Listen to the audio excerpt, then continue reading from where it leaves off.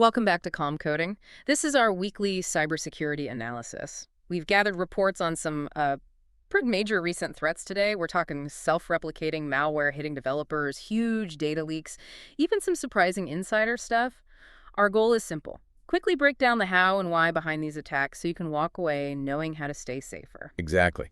And looking through the sources this week, there's a clear theme emerging, isn't there? It's this continuous erosion of trust everywhere, whether it's a software supply chain or platforms we kind of take for granted, like GitHub. We really need to dig into how these systems are failing right now and maybe, why those security gaps existed in the first place. Okay, let's dive in.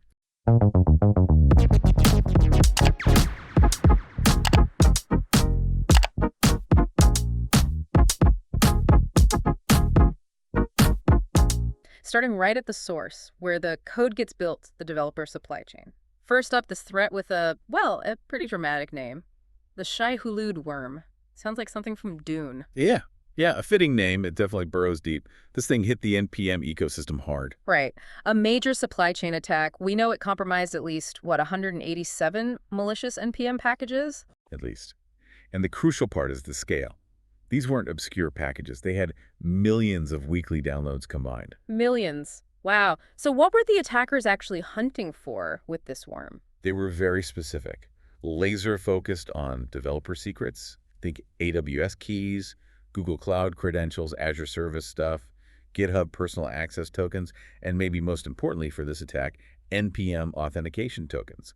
Basically the keys to the kingdom for developers. Hold on, you said it's self-replicating. That sounds particularly nasty. We even heard CrowdStrike got hit, though they apparently reacted quickly, removed packages, rotated keys. But what does that tell us? If a major security firm can get caught, even temporarily, what's the core weakness here? Well, it points to a couple of pretty significant issues in the NPM ecosystem, I think. First, it strongly suggests a failure somewhere in enforcing multi-factor authentication, MFA, on those critical package publishing actions. If MFA was robustly required everywhere, stealing a token might not be enough. But second, and this is the really clever or rather damaging part, the worm mechanic itself. Shai-Hulud doesn't just steal that initial NPM token, it immediately uses that stolen token to modify and republish every single package that the compromised developer maintains. Every package. Every single one. It automatically injects the worm into all of them. So it weaponizes the developer's established trust instantly across their entire portfolio. It's built for, exponential spread. So the failure isn't just the credential theft, it's also about the permissions tied to that credential, the lack of strong controls. Precisely. It's about scope. If that token only had read permissions or maybe needed a second factor for publishing, this whole worm scenario probably wouldn't happen on this scale. Principle of least privilege, basically. Okay, so that's the package registry side. But developers aren't even safe just using their standard tools, right? There's another threat targeting IDEs, the integrated development environments we use daily, malicious extensions. Yeah, exactly. This is the campaign researchers are calling White Cobra, and it shows how attackers are thinking laterally. They didn't just hit one place. They targeted both the official Visual Studio Marketplace and also the Open VSX registry, which is vendor neutral. They know where developers look for tools. And what were these malicious extensions actually doing once they got onto a developer's machine? What was the payload? They found at least 24 extensions pushing out a well-known and pretty nasty info stealer called Luma Stealer. Luma Stealer. Okay, what makes that one dangerous? Well, it's broad. It's designed to grab the usual stuff, passwords saved in browsers, payment details, crypto wallet information. But the really insidious part, I think, is its focus on exfiltrating session cookies. Session cookies. Why are those such a big deal compared to, say, passwords? Because a stolen session cookie often lets an attacker completely bypass authentication. If I grab your active session cookie for your email or your bank or maybe your company's internal portal, I don't need your password. I don't even need your MFA code. Ah. I can just hijack that already authenticated session. It's like walking straight through an unlocked door. And the attackers, White Cobra, they're persistent with this. Very. They keep replacing the extensions quickly after they get taken down. That tells you they see this VS Code vector as really valuable. It's a direct line to potentially very sensitive developer environments. Right. So these first two threats really hammer home how developer secrets, tokens, and even tool trust can be, well, weaponized. Now, let's shift gears a bit. Let's talk about the consequences when things go wrong, but maybe start a step earlier. How are attackers getting malware like remote access Trojans or RATs onto regular users' machines? Especially when they're abusing platforms we generally trust, like Google Search or GitHub. Yeah, this is a really interesting intersection of old school tricks and modern platform abuse. We're seeing campaigns using SEO poisoning. That means manipulating search engine results. Right, so they create fake download sites for popular software. What kind of software are we talking about? Things lots of people use. DeepL Translate, Google Chrome itself, secure messengers like Signal and Telegram, WhatsApp, even Office software like WPS Office. And they host these fake sites on domains that look almost right. Type of squatting. Exactly. But here's the clever, or maybe cynical part you mentioned. A lot of these malicious download pages were actually hosted on GitHub pages. Using GitHub's own infrastructure. Precisely. It's reputation laundering. You, the user, see a download link ending in github.io. Your browser probably trusts it. Your security software might trust it because it's GitHub. And critically, you trust it because GitHub is known for legitimate code projects. Right. They're exploiting that platform trust to deliver malware. In this case, variants of the Gitasaurus family, including one that researchers hadn't seen before, dubbed KKRA. KKRAT. So what makes this one stand out? Is it just another RAT? It has some pretty sophisticated capabilities that show the attackers are thinking about persistence and evasion, not just the initial infection. Okay, like what? Well, beyond standard RA stuff like, messing with your clipboard to steal crypto by swapping wallet addresses, KKR8 actively installs other remote monitoring tools like SunLogin or GoToHTTP for backup access. And here's the kicker. It specifically tries to kill certain antivirus processes. It targets things like the 360 Internet Security Suite common in some regions. Ah, so it disables defenses before it runs its main payload. Exactly. It tries to make sure there's no resistance, ensuring it stays hidden and active. That active targeting of security software is a definite step up in sophistication. Which just highlights again how crucial it is for you, the user, to be skeptical. Verify download sources. Double-check URLs, even if it's the top Google result, even if it seems to be hosted somewhere reputable like GitHub. Okay, so we've seen how attackers get in. Now let's talk scale, the consequences of a compromise. And there's this massive claimed breach related to Salesforce customers originating from a third-party platform, Salesloft. Yeah, this one involves some big names in the threat actor world. ShinyHunters, Lapsus, Scattered Spider. These groups allegedly hit Salesloft's GitHub repository back in March 2025. And the key was finding secrets in that GitHub repo. That's the claim. Specifically, they found OAuth tokens. These tokens apparently gave them access to Salesloft's integration with platforms like Drift and Drift Email. And from there, they allegedly pivoted into sensitive Salesforce data belonging to Salesloft's customers. How many customers? The report says 760 global companies. And the claimed scale of data theft is just staggering. And what are the numbers? They're claiming 1.5 billion records stolen in total. Billion. With a B. Yeah. The biggest chunk was supposedly the contact table, nearly 600 million records. Then case, account, opportunity, user tables.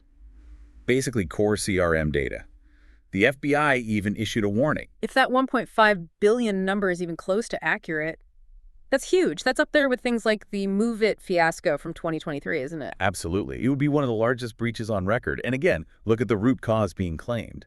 Just like the Shai-Hulud worm, it comes back to developer security hygiene. Secrets, in this case OAuth tokens, apparently stored improperly within a GitHub repository, leading to potentially catastrophic downstream consequences for hundreds of businesses. But let's dig into that a bit. Why would one token or a set of tokens from one vendor like Salesloft grant access to the Salesforce data of 760 different companies? That seems overly broad. It screams failure of least privilege, doesn't it? Exactly. It suggests that the token wasn't just stored insecurely. It must have possessed incredibly wide-ranging permissions, far more than it likely needed just for the Salesloft integration to function. It essentially acted like a master key, allowing lateral movement from Salesloft's compromised environment directly into the sensitive Salesforce data stores of all those clients. A classic case of a single point of failure with excessive permissions. Right. That token should have been scoped down to the bare minimum required actions and resources. Okay, that connection between secrets, tokens, and massive impact is clear. But now for something maybe a bit unexpected from the reports this week, the human element, the insider threat.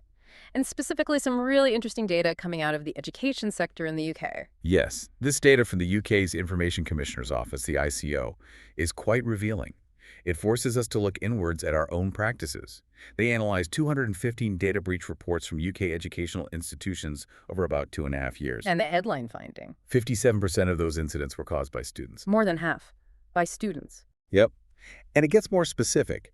If you look just at breaches caused by stolen or guest login credentials, pupils were responsible for 97% of those. 97%. So this isn't sophisticated external hacking we're talking about here, is it? Not usually, no. The report phrases it perfectly. Students are mostly logging in, not breaking in.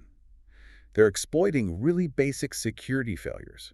Things like staff using weak, easily guessable passwords, or poor data handling practices, maybe staff accessing student records they don't strictly need to, or just leaving computers logged in and unattended. Simple stuff, human error and poor process. Exactly. Poor internal security hygiene was cited as a factor in nearly a quarter, 23% of all the incidents studied. And there was that specific example, wasn't there? Some year 11 students. Right, a case involving 3 students. They apparently used readily available internet tools to crack passwords, nothing super advanced. And they gained access to a system holding personal information for over 1,400 students. Why? What was the motivation? According to the report, they simply wanted to test their skills and knowledge. It was curiosity-driven. Curiosity. That leads to a really interesting paradox, doesn't it? It really does. You have this inherent curiosity, Yeah. often coupled with increasing technical skill among young people, but it's being misdirected. As one expert quoted in the analysis, Heather Toomey, put it, what starts out as a dare, a challenge, a bit of fun in a school setting, can ultimately lead to children taking part in damaging attacks. It really underscores this urgent need. We have to find ways to channel that natural technical curiosity into ethical pathways, into positive cybersecurity engagement, rather than letting it drift towards misuse, even if it starts innocently. That's a really important point. Okay, let's quickly tie together the main threads we've pulled today. We saw the Shai-Hulud NPM worm using stolen overprivileged tokens to self-replicate through the supply chain. Then the White Cobra malware using VS Code extensions and sneaky session cookie theft for persistence. We talked about the staggering potential scale of the Salesforce Salesloft breach, again stemming from an alleged credential exposure, that failure of least privilege on an OETH token. And finally, this pervasive internal threat highlighted by the UK education data, driven by simple credential abuse and often just student curiosity exploiting weak basic security. And if I were to synthesize one core takeaway for you, listening right now, it's this. Think about almost every single attack vector we discussed. Whether it was the worm, the RET delivery, the massive data breach, they nearly all hinged on one critical failure point: a secret, a token, a password. Something that was either stored insecurely, guessed easily, or just had way too much power assigned to it, often without basic MFA as a backstop. So the question for you is, what's the single most obvious, most easily fixable risk like that in your immediate environment, in your development workflow or your organization's practices? Find that one thing, that low-hanging fruit, and focus your energy there first. Secure that point. That's practical advice. And building on that, and especially the student curiosity angle, here's a final thought for you to mull over. Given that you're seeing more attacks, or at least security incidents, starting from a place of curiosity, especially among young, capable people, how do organizations, schools, maybe even us in the tech community need to fundamentally rethink security training and engagement? How do we actively guide that powerful curiosity towards ethical hacking, towards building defenses, towards positive contribution, instead of just putting up walls and hoping they don't try to climb over them? Something to consider. Thank you for joining us for this week's analysis on Calm Coding. We'll catch you next week.